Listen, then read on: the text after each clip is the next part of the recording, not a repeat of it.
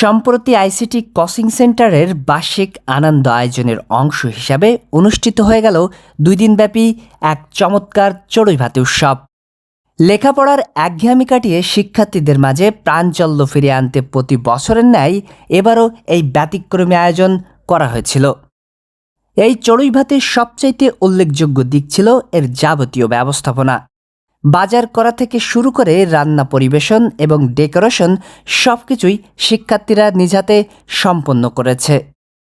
শিক্ষার্থীরা প্রমাণ করেছে দলীয় প্রচেষ্টায় যে কোনো কঠিন কাজ সুন্দরভাবে সম্পন্ন করা সম্ভব। অনুষ্ঠানের প্রথম দিন থেকেই শিক্ষার্থীরা রঙিন কাগজ, বেলুন এবং দেশীয় মোটিভে কোচিং প্রাঙ্গণ সাজিয়ে তোলে। শিক্ষার্থীদের হাতের সুনিপুণ কারুকাজে নয়নাভিরাম দৃশ্যে ফুটে ওঠে কোচিং সেন্টারের প্রতিটি কর্নার। কেউ ব্যস্ত সময় কাটায় ফটো গ্যালারির দেওয়ালিকা সাজাতে, কেউ আবার বেলুন ফুলিয়ে তৈরি করছে ফলক গেট।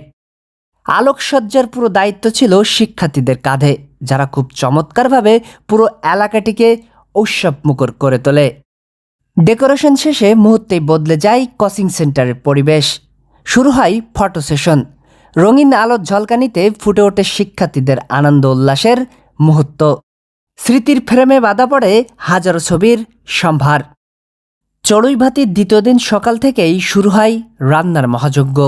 সবজি কাটা, মশলা বাটা এবং মাছ মাংস ধোয়ার কাজে ছাত্র ছাত্রীরা সমানভাবে অংশগ্রহণ করে।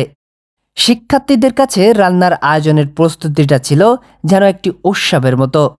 গ্রামীণ পরিবেশে রান্না করার যে রোম্যান্স, তা শিক্ষার্থীদের মধ্যেও এক নতুন অভিজ্ঞতা তৈরি করে। কোচিং সেন্টারের পরিচালক আবু রাহেন মিকাইল বলেন, পড়াশুনোর পাশাপাশি শিক্ষার্থীদের মধ্যে জীবনমুখী দক্ষতা তৈরি করা আমাদের উদ্দেশ্য ছিল। আজ ওরা যেভাবে টিমওয়ার্কের মাধ্যমে সব গুছিয়েছে তা সত্যিই প্রশংসনীয়। অংশগ্রহণকারী এক শিক্ষার্থী জানান, আমরা নিজেরাই মশলা বেটেছি, ধোয়া সহ্য করে রান্না করেছি। এই কষ্টের পর খাবার যখন মুখে দিয়েছি, সেই তৃপ্তি ছিল খাবারের। এই 2 দিনের চড়ুই ভাতি কেবল একটি ভোজন উৎসব ছিল না, বরং এটি ছিল শিক্ষার্থীদের আত্মবিশ্বাস ও দলগতভাবে কাজ করার ক্ষমতা বাড়ানোর একটি প্ল্যাটফর্ম।